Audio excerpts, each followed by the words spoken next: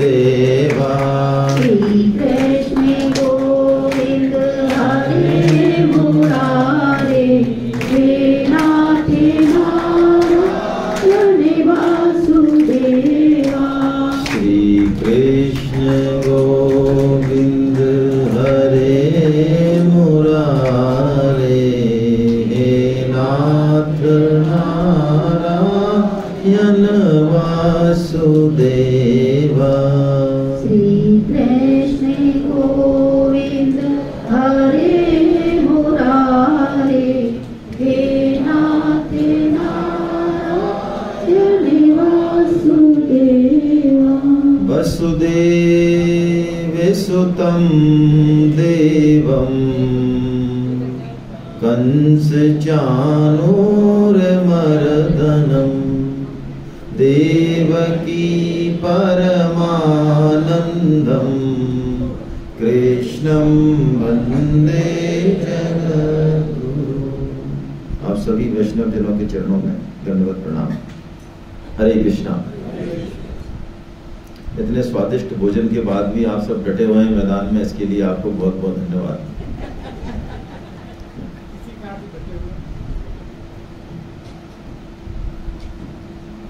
अब थोड़ा सा आप सतर्क हो जाएं, क्योंकि बड़ा भारी भरकम अध्याय आने वाला है।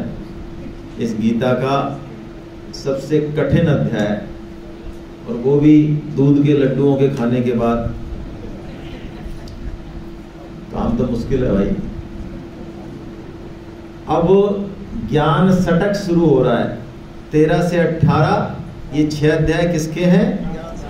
ज्ञान सटक के। तो ज्ञान तो ज्ञान ही है भाई। त्याग, तपस्या, वैराग्य, संयम चाहिए इसमें। और भगवान को जरूरत क्या पड़ी इस अध्याय को कहने की? तो अभी अभी भक्ति योग में हमने पढ़ा कि अर्जुन ने प्रश्न पूछा कि प्रभु, जो आपके सगुण साकार की उपासना करते हैं वो सर्वश्रेष्ठ हैं, भक्त हैं, या जो आपके निर्गुण निराकार की उपासना करते हैं वो?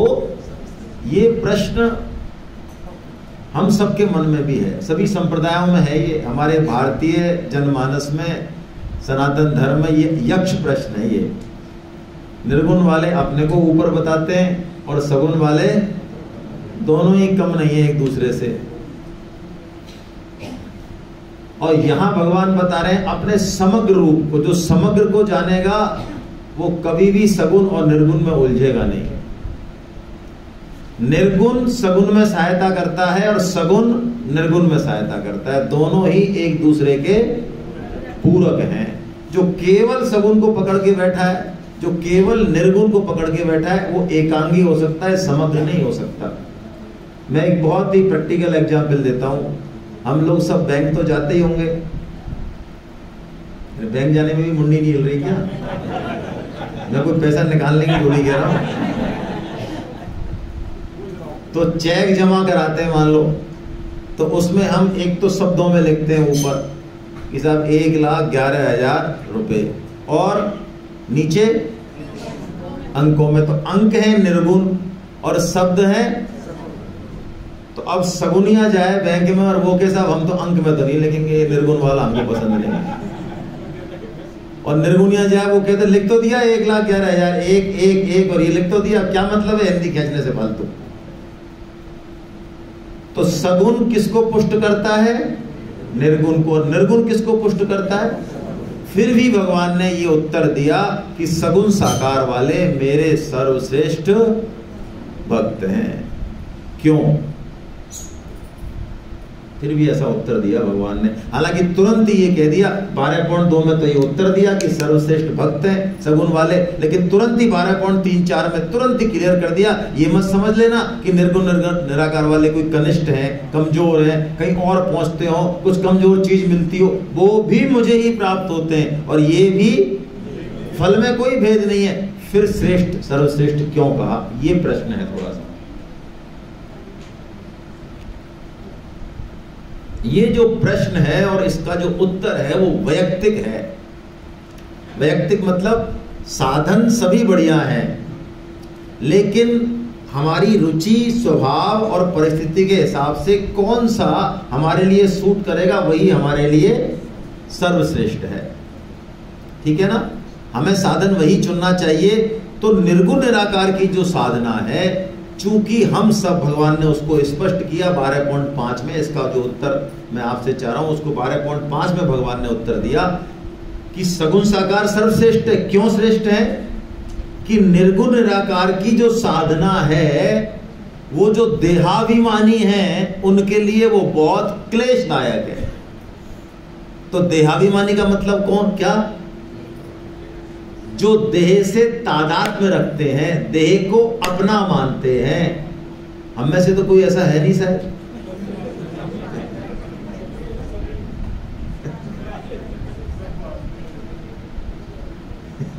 ये लड्डू खा जा रहे हैं। और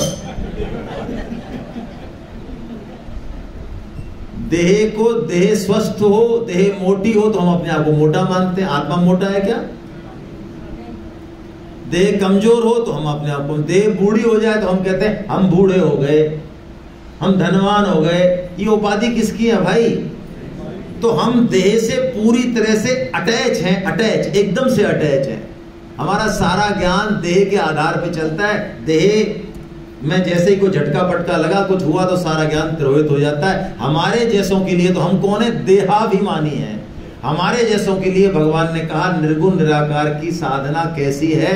संत ज्ञानेश्वर जी महाराज, जो कि मराठी के बहुत जबरदस्त जो है संत हैं, उन्होंने 100 एग्जाम्पल दिए इसमें अपनी ज्ञानेश्वरी में। मैं 2 एग्जाम्पल बताता हूं मात्र, उसमें से 100 दिए उन्होंने, तो 100 पढ़ लेना आप। उन्होंने कहा जो देहाभिमानी हैं उनके लिए निर्गुण निराकार की साधना ऐसी है जैसे लोहे के चने चबाना। किसको? दांत वालों को कि पोपलों को? दांत वाले तो फिर भी शायद 2-4 महीने में उनको पपोले खा जाए। पोपले जो है, पोपला आदमी लोहे के चने चबाए, कैसा रहे? अच्छा, इस आकाश को पार करना कैसे? रॉकेट से? रॉकेट से भी मुश्किल है भाई। लेकिन उन्होंने जो उदाहरण दिया है वो पैदल, आकाश में पैदल चल के और आकाश को ऐसे उदाहरण दिया उन्होंने 100। और भी बता सकता हूं। इतनी कठिन है निर्गुण निराकार की।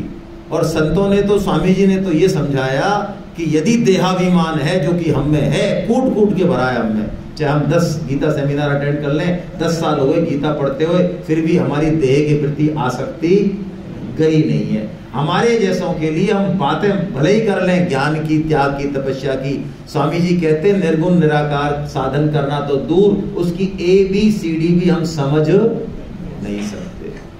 तो निर्गुण निराकार की साधना खराब नहीं है, लिफ्ट की साधना है वो, ध्यान रखें। ज्ञान की साधना लिफ्ट जैसी है। नहीं ज्ञानेन सदृशम पवित्रम ये विद्यते। भगवान क्या है पहले 4थे अध्याय में कि ज्ञान के समान तो पवित्र करने वाली कोई चीज ही नहीं है, ऐसा कह दिया भगवान ने। ज्ञान से तुरंत न ज्ञानात् मुक्ति, शंकराचार्य जी का उद्घोष है। ज्ञान से ऐसे मुक्ति होती है झट, बाकी रास्ते सीढ़ियों के, ज्ञान का मार्ग तो लिफ्ट का है। लेकिन उसके लिए पात्रता चाहिए।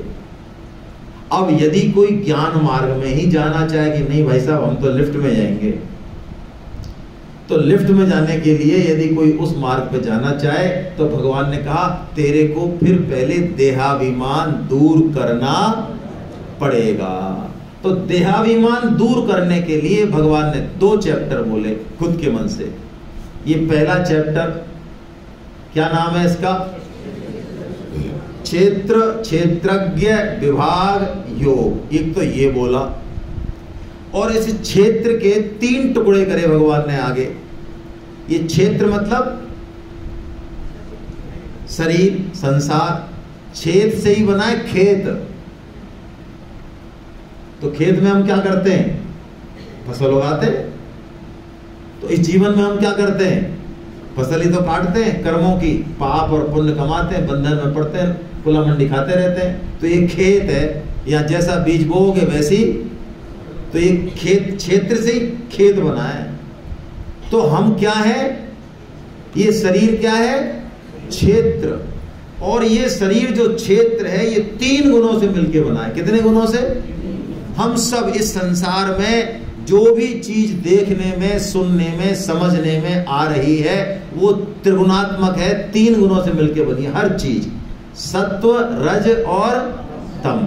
तो भगवान ने कहा ये क्षेत्र, ये देह, ये शरीर पकड़ता कैसे है, वो बंधन क्या है, उसको समझाने के लिए भगवान ने पहले तो 13वां अध्याय बोला, इसके बाद वो 14वां अध्याय बोला, गुणत्रय विभाग योग। तो पहले हम 13वां अध्याय ले रहे हैं, ठीक है।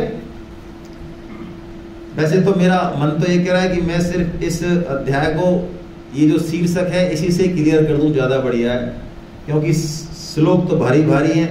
पर चलो एक श्री गणेश कर लेते हैं, एक श्लोक से बस, है ना, इसी से लेंगे पूरा अध्याय, बहुत अंदर जाने की जरूरत है नहीं ज्यादा। आइए बोलते हैं, इदं शरीरं कौन्तेय क्षेत्रमेत्यभिधीयते एतद्यो वेत्ति तं प्राहुः क्षेत्रज्ञ इति तद्विद। ये कह रहे भगवान, एक एक शब्द, चूंकि ये ज्ञान मार्ग है भाई, एक एक शब्द का बड़ा मतलब है और आसान भी नहीं है, भाषा थोड़ी कठिन तो है ही, ज्ञान मार्ग कठिन है। इदम, भगवान ने कहा इदम शरीरम कौन्ते, अर्जुन ये शरीर है, ये उंगली, जिसको उंगली से कह सके, अच्छा वो पोस्टर, हाँ वो पोस्टर, ये एसी, हाँ ये एसी। तो भगवान ने कहा देख ये शरीर है, इदम शरीरम कौन्ते, कौन्ते ये शरीर है, जिसको क्या कहा जाता है, क्षेत्रमित्यभिधीयते, इसको क्षेत्र कहा जाता है। लेकिन सुन अर्जुन, ये उंगली किसकी है, इस क्षेत्र को जानने वाला कौन है, एतद्यो वेत्ति, जो इसको जान रहा है वो क्या है, वो क्षेत्रज्ञ। बस ये एक ही श्लोक में पूरा अध्याय है।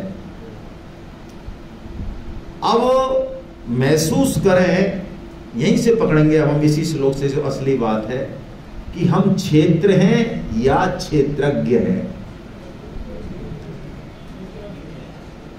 हम क्षेत्र हैं या, आजकल देखो बच्चों के फोटो खूब अवेलेबल हैं, जो गीता की 150 रुपए की 2 किताब आते हैं, जिनके टेंशन हो जाता है कि भाई साहब 2 किताब हो गई, क्या करें इसका दूसरी किताब का, टेंशन में आ जाते हैं। कई हमने देखे साधक कि भाई साहब 3 सेमिनार और 3 किताब आ गई उनके, क्या करें भाई साहब, इनका बड़े परेशान है बेचारे। मैं उनसे पूछता हूँ, अच्छा आपके घर में साड़ी कितनी है पैंट कितने अच्छा बेटे की शादी में फोटो में कितने 2-1 लाख रुपए लगा दिए।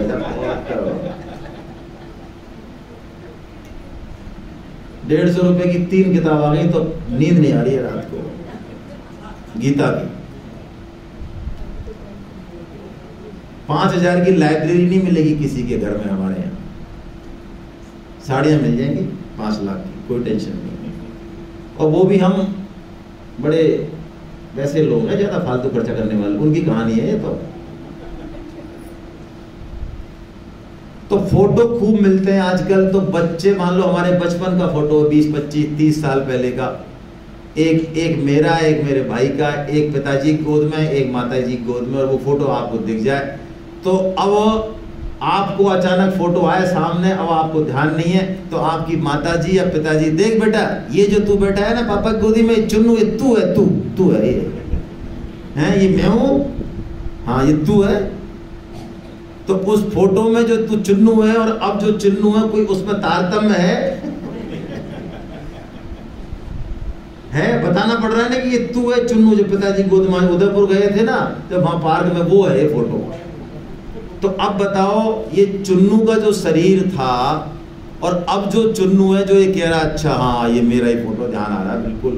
तो इसका मतलब ये चुन्नू का शरीर तो 20-25 साल में पता नहीं कितनी बार, लेकिन कोई ऐसा है जो अभी भी बदला। वो जब चुन्नू था तब भी था, चुन्नू के बाद और भी हुआ होगा, किशोर हुआ होगा, और अब भी ये जो जवान है या बूढ़ा, अब भी वो वही है। तभी तो वो पहचान रहा है कि ये भी मैं ही हूं, ये भी मैं ही हूं, ये भी मैं ही हूं और ये भी मैं ही हूं। यानी जो बदल रहा है वो किसके अनुभव में आ रहा है, जो नहीं बदल रहा है उसके अनुभव में आ रहा है। बात पकड़ में आई क्या? यदि वो बदल जाता दूसरा भी, देखने वाला भी, तो वो उसके अनुभव में आ सकता था क्या? बहुत गहरी बात है, सरल शब्दों में लेकिन गहरी बात है।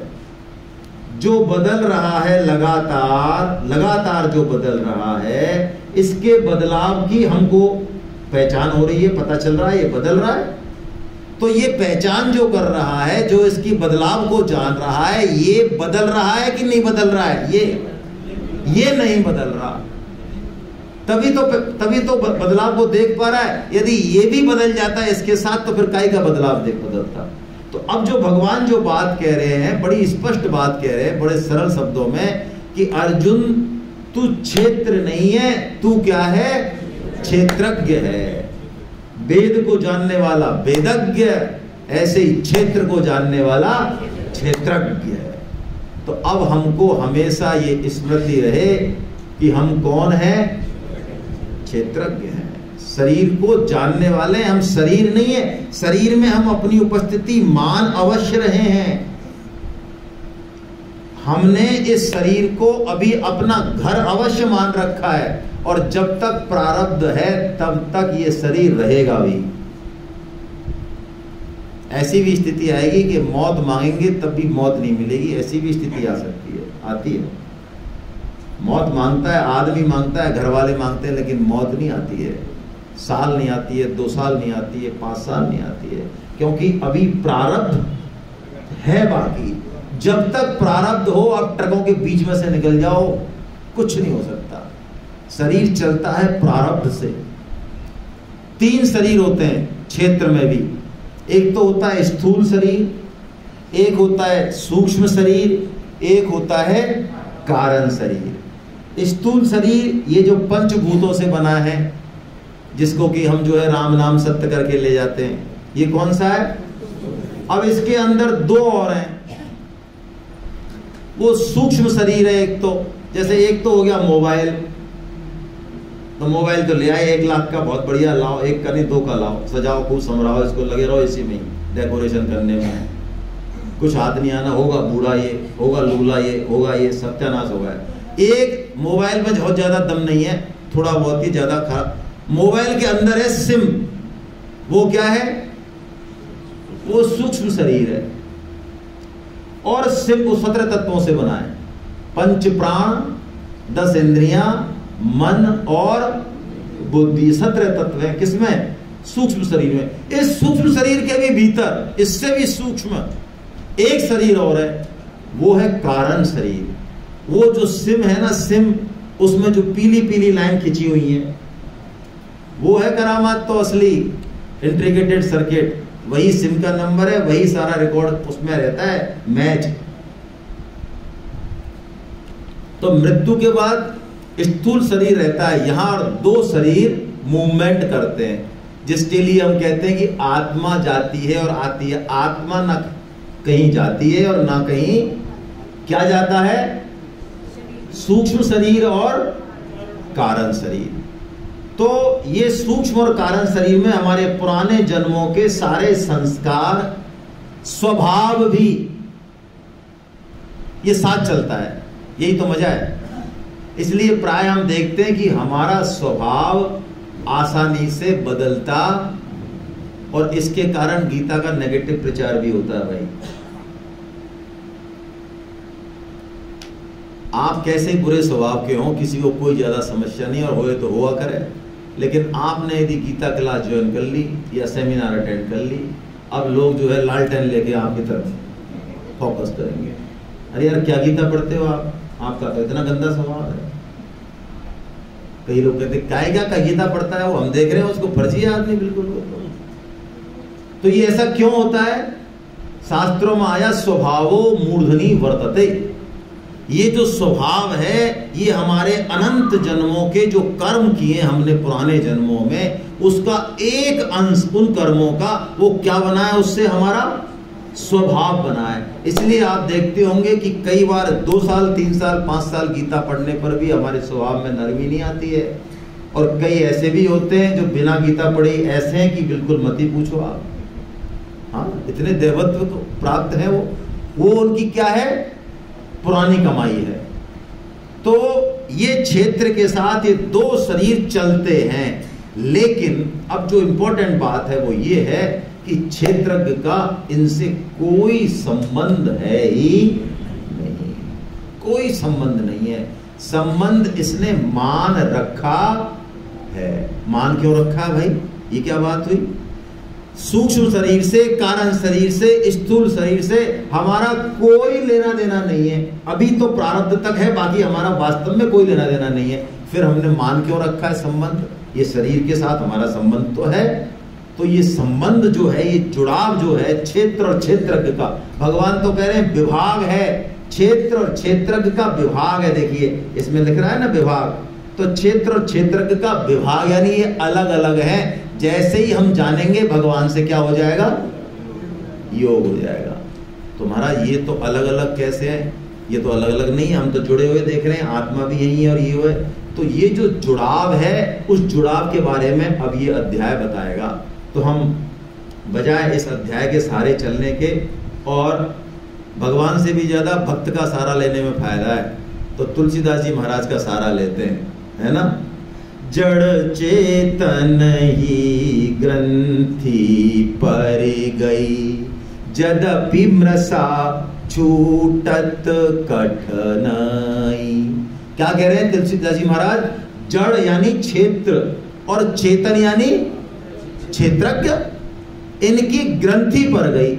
यानी ये है तो बिल्कुल अलग अलग, मिल ही नहीं सकते, यही तो माया है, मिल ही नहीं सकते, लेकिन मिले हुए दिख रहे हैं। देखो आप, शरीर चल रहा है, दौड़ रहा है, भाग रहा है, तो शरीर कैसे चल सकता है? जब उसमें आत्मा हो और शरीर भी हो तभी तो चल रहा है। और भगवान कह रहे हैं ये मिल नहीं सकते, तुलसीदास जी भी कह रहे हैं ये मिल ही नहीं सकते। यद्यपि मृषा, मृषा यानी झूठा है इनका मिलना, लेकिन फिर भी ये ग्रंथि आसानी से टूटती। क्या बात है, क्या चक्कर, क्या झमेला है भाई ये। तो अब वो ग्रंथि किस सीमेंट के लेप से चिपकी हुई है उस पे चर्चा करें, जिससे कि हम उसको ढीला करें तो ये समझ में आएगी बात, वरना ये बात समझ में सुन के भी आती। ये ऐसी बात है कि सपना आया मेरे को, और सपने में मान लो कोई फैक्ट्री है बहुत बड़ी, जिसके दम पे हमारा काम चल रहा है, वो फैक्ट्री धू धू करके जल उठे, और देवी साहब जी वही है, ये ज्ञानी आदमी है, पंडित आदमी है, ये हमको समझा रहे हैं कि भाई साहब क्यों चिंता कर रहे हो, ये तो सपना है, फैक्ट्री वैक्ट्री कुछ ना जली तुम्हारी। तो यदि देवी साहब जी हमको सपने में ये समझा रहे हैं कि ये सपना है, फैक्ट्री वैक्ट्री कुछ नहीं जली है, तो हमारे समझ में आ जाएगी क्या? अरे कहां से आएगी सपने में? कब आएगी? जब हम जगेंगे। जो सपने सिर काटे कोई, बिनु जागे ना दूर दुख होई। ये शरीर से हमारा संबंध नहीं है, कि कह रहे हैं शास्त्र कह रहे हैं, भगवान कह रहे हैं, तुलसीदास जी कह रहे हैं, लेकिन हमारी समझ में बात कहां से आएगी भैया? क्योंकि अभी हम किसमें, कोई जगा दे हमको, गीता जगा दे, भगवान जगा दे, तो हमें समझ में आ जाए वाह क्या फालतू चक्कर में पड़ रहे थे, अब तक वैसी गुला मंडी खा रहे, क्या लेना देना है हमारा। तो वो चिपकाव जिसकी वजह से है, अब उस चिपकाव पे चर्चा करें। असली उद्देश्य यही है बस इस अध्याय का। देखिए बंदर का उदाहरण लेते हैं, आपने सुना भी होगा पुराने साधकों ने। तो बंदर को पकड़ने वाले जो शिकारी होता है वो क्या करता है, वो एक मटकी जमीन में गाड़ देता है, लेकिन उस मटकी का मुंह बहुत छोटा होता है, ऐसा नहीं होता अपने जैसा, छोटा होता है, और उसमें क्या डाल देता है वो? चने डाल देता है। अब ये कहानी समझ में आ रही है ना? आराम से आ रही होगी। बंदर दिख रहा होगा, उस बंदर को मत देखो, इसको देखो। ये उंगली उस बंदर की तरफ मत करो कि हाँ वो देखो वो बंदर कैसा बावड़ा, देखो, ये अपनी तरफ करो, ये तब तो कुछ मतलब है इसका नहीं। वो बंदर तो समझ में आ जाएगी कहानी से, फायदा कुछ नहीं होगा। इसको देखो, इसको। तो उस बंदर वो देख रहा है शिकारी को कि इसने देखो चने डाल दिए, और पट्टा दूर चला गया। तो जैसे ही वो दूर गया शिकारी, तो बंदर भाई साहब क्या करेंगे? तो चने खाने आ गए बंदर भाई साहब। अब चने खाए तो उन्होंने क्या किया? कम चने में संतुष्टि कर ली, या ज्यादा से ज्यादा चने लेने की कोशिश करेंगे? भाई 4 लड्डू में संतुष्टि है या 8 में करनी है? तो समझ रहे हो कहानी किसकी चल रही है ये? हाँ, एक सज्जन ने हमको सजेशन भी दिया, हालांकि ये सजेशन हमको आते रहते हैं हर सेमिनार में। एक सज्जन जो है उन्होंने बड़े शुद्ध भाव से हमें सजेशन दिया कि भाई साहब आप इतना मत खिलाया करो, ये ऐसी ऐसी चीजें आप बना देते हो, हम जो है कुलामंडी खाते रहते हैं वहाँ सेमिनार में। तो हमने कहा भाई साहब बजाय कि हम और लोगों को हिलाएं, सैकड़ा साहब को जाए, वैसे ही उनकी मूछें बड़ी बड़ी, मेरे को डर लगता है। तो मैंने कि हम खुद ही क्यों नहीं सुधार कर लें? भाई सैकड़ा साहब डंडा लेके तो आते नहीं कि तेरे को 4 ही खाने पड़ेंगे, बेटा तेरे 3 कैसे खाए? मत खाओ भाई, आधी रोटी लो, थोड़े से चावल लो, सब्जी 3 है तो 1 ले लो और आ जाओ, बैठा जाओ, कोई मना करेगा? तो बंदर भाई साहब ने क्या किया, ज्यादा से ज्यादा चने पकड़ लिए। अब मुट्ठी हो गई कैसी? पहले तो हाथ चला गया, अब मुट्ठी हो गई कैसी? अब जैसे ही शिकारी ने देखा कि बंदर भाई साहब ने चने, तो अब वो शिकारी चला और शिकारी आ रहा, और बंदर को पता है कि ये मेरे को पकड़ने, तब भी वो कोशिश कर रहा है कि मैं चने सहित इस हाथ को ऊपर। आखिर में वो, अब बताओ बंदर को किसने पकड़ा? खुद नहीं पकड़वाया उसने या शिकारी ने पकड़ा? तो एक चीज बताओ, अब हम इस संसार में और परिवार में फंस रहे हैं,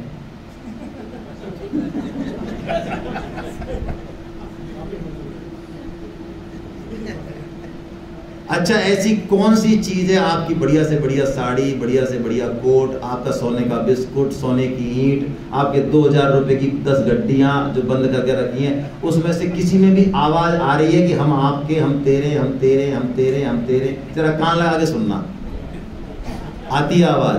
आती है? सुनी तो है मतलब तुमने?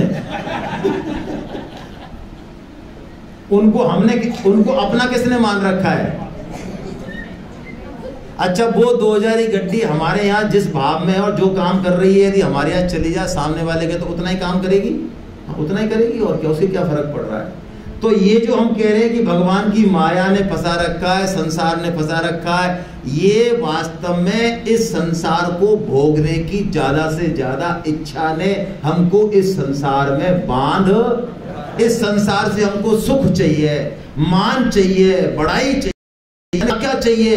अभी 60 साल 70 साल हुए हैं लेकिन अभी पूर्ति हुई नहीं है, अभी तो लिस्ट बहुत लंबी है भाई साहब, अभी रुको आप थोड़ा डटो नहीं।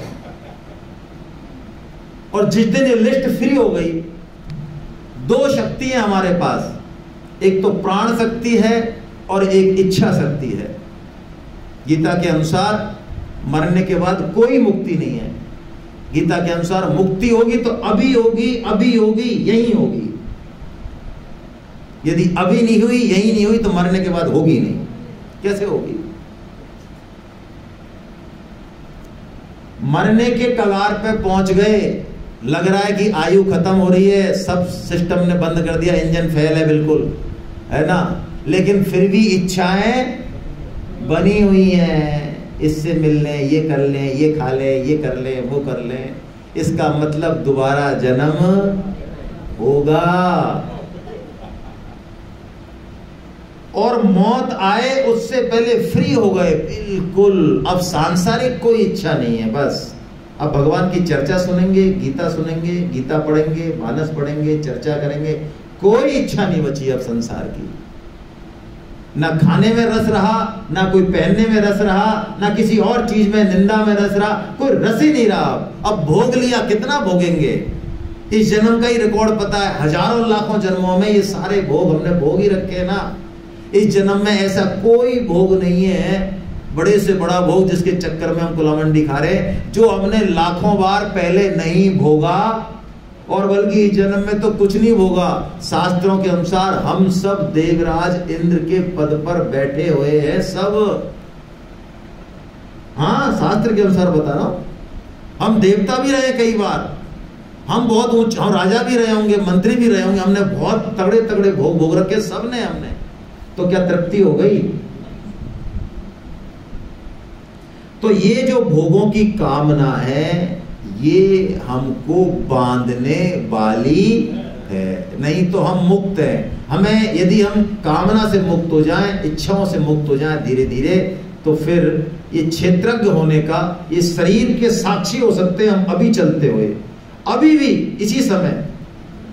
आपको पता है गौतम बुद्ध जब सोते तो वो एक भी करवट नहीं बदलते थे, और यदि बदलते भी थे कोई एक करवट या नहीं भी बदलते थे तो गौतम बुद्ध सोते हुए शरीर को साक्षी भाव से देखते थे कि देखो ये शरीर सो रहा है मेरा, देखो इसने आज आड़ी करवट ले रखी, आज ये सीधा सो रहा है, क्योंकि उनका उस शरीर से तादात्म्य खत्म हो चुका था। शरीर में तो है, प्रारब्ध है जब तक, लेकिन वो साक्षी हो गए उसके।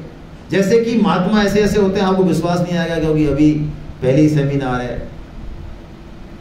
जैसे दूसरे के शरीर में कोई चीज ऑपरेशन होते हुए हम बड़े आराम से देख रहे हैं, ठीक है, फील कर रहे हैं, लेकिन दर्द नहीं हो रहा ना। ऐसे ही जो जीवन मुक्त महापुरुष होते हैं उनको खुद के शरीर के कटने का अनुभव तो होता है, दुख भी होता है, लेकिन वो पीड़ा होती है लेकिन दुख नहीं होता। वो देखते हैं अच्छा ये कट रहा है, ठीक है, क्योंकि उनका शरीर में स्थिति अब रही नहीं। भगवान ने ये क्षेत्रज्ञ विभाग के लिए यही कहा, और इसके लिए क्या उपाय बताए? भगवान ने कुछ उपाय बताए कि यदि हमको अपने क्षेत्र से यानी शरीर से अपनी स्थिति हटानी है तो क्या करना चाहिए। भगवान ने 20 ज्ञान के साधन बताए कि हम 20 ज्ञान के साधनों पे चलें। ले लेते हैं एक दो जल्दी से। पहला साधन देखिए कितना बढ़िया है, श्लोक पढ़ लेते हैं। चलिए 20 साधनों में से हम कुछ साधनों की चर्चा कर लेते हैं जल्दी जल्दी। अमानित्वं मदम्भित्वं अहिंसा क्षान्तिरार्जवम् आचार्योपासनं शौचं स्थैर्यमात्मविनिग्रह। पहला साधन इस श्लोक में सिर्फ एक लेंगे, बाकी आप पढ़ना। अमानित्वम, अमानी होना। ओहो, देखिए इंद्रियों में विषयों के प्रति जो लालसा होती है उसको भी आदमी छोड़ देगा। गीता का साधक भी छोड़ देगा उसको। कोई ज्यादा इंद्रियों के जीभ पे कंट्रोल हो गया, लेकिन इसके बाद की ऊपर की स्टेज है ये कि हम अपनी बड़ाई, मान बढ़ाई को छोड़ दें। तुलसीदास जी कहते हैं विषय भोग छोड़ने के बाद, संसार का आकर्षण छोड़ने के बाद, अध्यात्म में लगने के बाद भी एक वासना बच जाती है जो भगवान की कृपा से दूर होती है। क्या? कि को भल कहे यह वासना उड़ते न जाए। ये तुलसीदास जी कहते हैं दुहावली में। कोई मुझे अच्छा माने, मेरी बड़ाई करे, ये वासना बहुत गहरे में बैठी है। सुरेंद्र चौधरी जी बैठे हैं हमारे एक्सीएन साहब, कोई अफसर काम नहीं करे तो आप दो उसके आराम से पल्ले बांधो, उसकी बड़ाई करो, देखो कैसा नरम हो जाता है।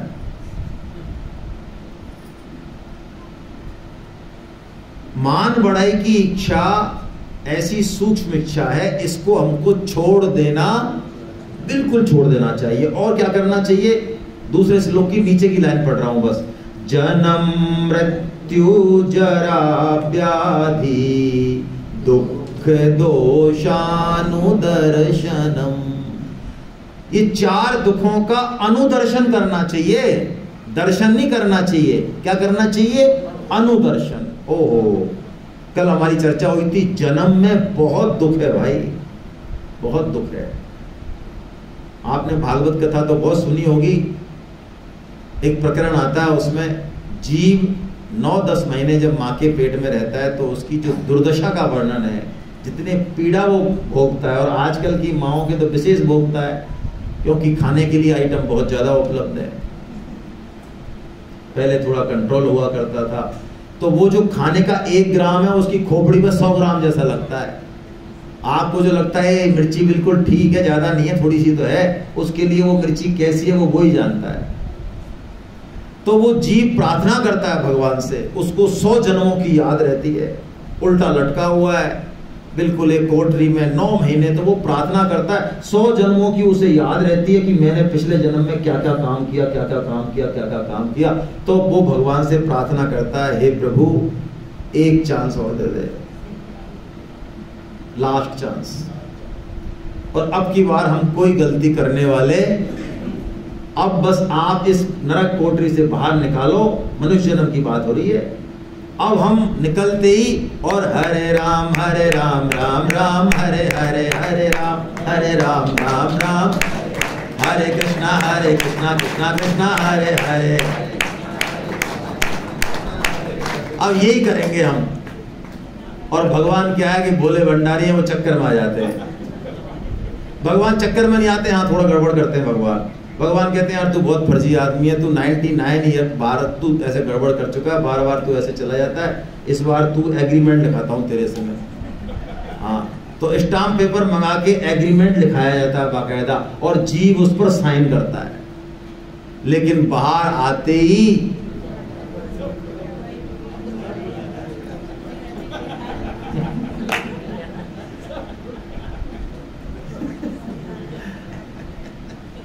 ये जन्म है भाई,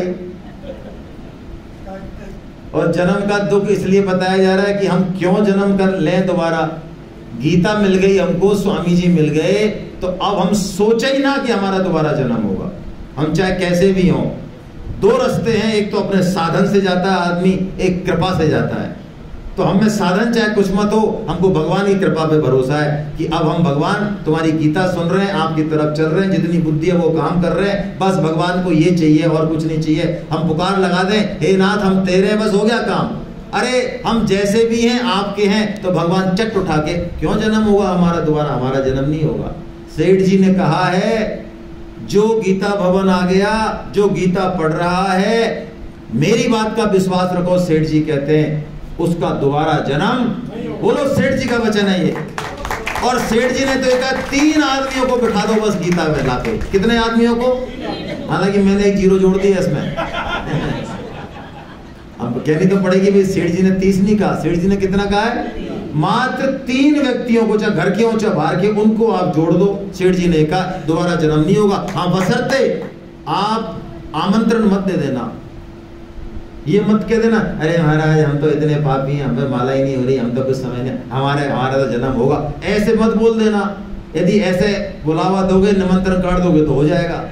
सेठ जी की बात का भरोसा रखें कि नहीं होगा। क्यों होगा? जब हम गीता पढ़ रहे हैं और 3 आदमियों को जोड़ दो तो जन्म नहीं होगा। हमको भी यही मानना चाहिए, हमारा जन्म क्यों होगा भाई?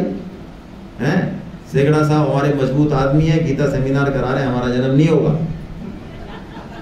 हाँ, तो सेगड़ा साहब को भी जो है बजाओ ताली आप सेगड़ा साहब के लिए। अरे कमाल है, हमारे दिल में जो बात आ रही है, हमको घेर घार के इकट्ठा किया है, तो इसमें सेगड़ा साहब को क्रेडिट जाएगा कि नहीं जाएगा? जाएगा भाई, कहनी पड़ेगी, लड्डू खा के तो कहनी पड़ेगी कम से कम, वैसे नहीं कहो तो। अब मृत्यु, जन्म मृत्यु जरा व्याधि, बोलो मृत्यु।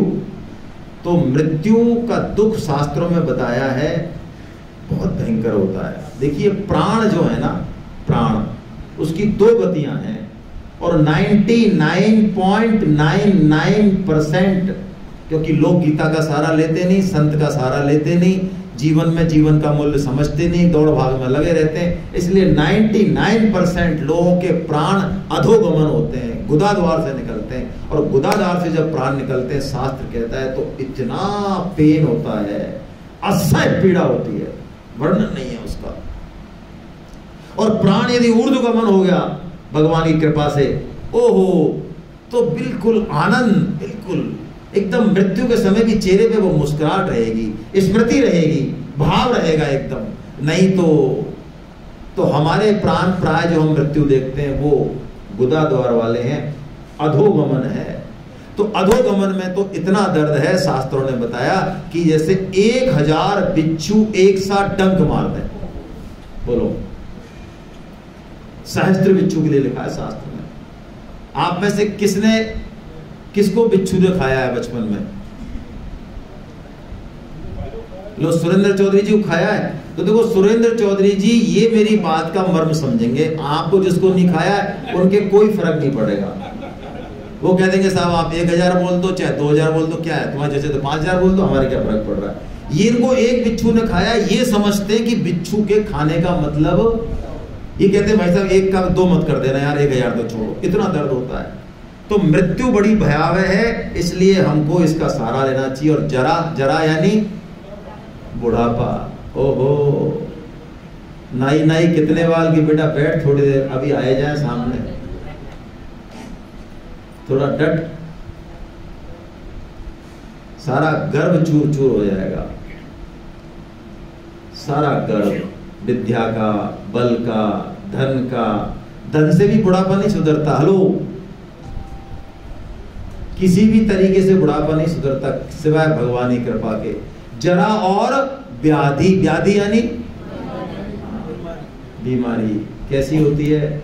हम तो बड़े सौभाग्यशाली हैं जो हमने दर्शन कर लिए कोरोना के। क्यों? हालांकि दुख हुआ, उसमें कई स्वजन गए। सौभाग्यशाली मैं इसलिए कह रहा हूं कि कम से कम एक बीमारी ऐसी तो आई जिसने लाखों लोगों को भगवान की तरफ जोड़ दिया। वो कोरोना जिसमें साक्षात मौत को देखा हमने नाचते हुए, अच्छे अच्छे वीर परास्त हो गए, अच्छे अच्छे परोपकारी घरों से बाहर नहीं निकले, लोग अपने माता पिता को छोड़ने नहीं गए मरेठिया में, वहीं से नमस्कार कर दिया और बुद्धि को समझा लिया क्या है, तो मिट्टी है, इसको तो अब वहां जाने से क्या फायदा भाई साहब, आप तो जानते ही हो सारी चीज।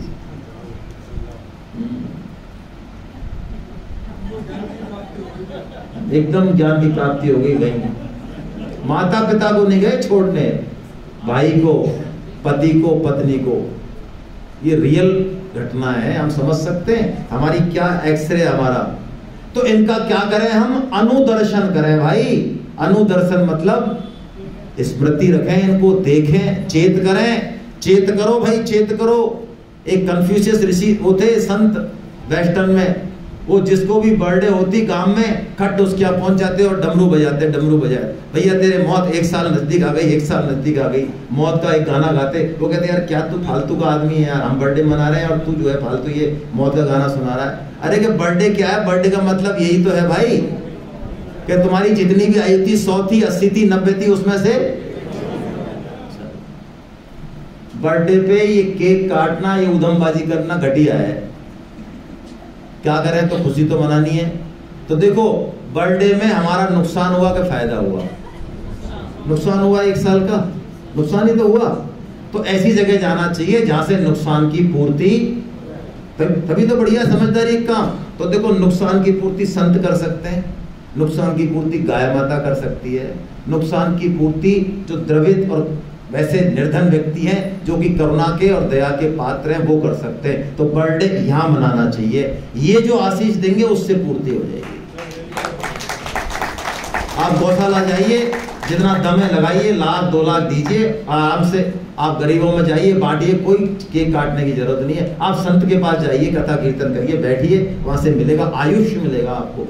चत्वारी तस्य वर्धन्ते, आयु, विद्या, यशो, बलम, ये 4 चीजें मिलेंगी। आयु, विद्या, यश और बल बिना मांगे मिलेंगी यदि 4 जगह, ये 4 चीजें जहां हम पहुंच गए तो अनुदर्शन करें। बस ये चेत रखें तो अपने आप हमको क्षेत्र क्षेत्र का अनुभव होता रहेगा। ये मौत भी जो है ऐसी चीज है कि मौत से हमको चेत रहता है, जन्म मृत्यु जरा व्याधि से चेत रहता है।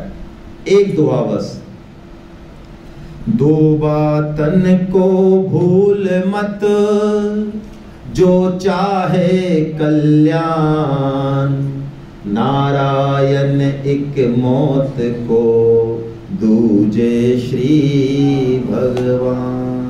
मौत का मतलब डरने से नहीं है, गीता का साधक डरता नहीं है।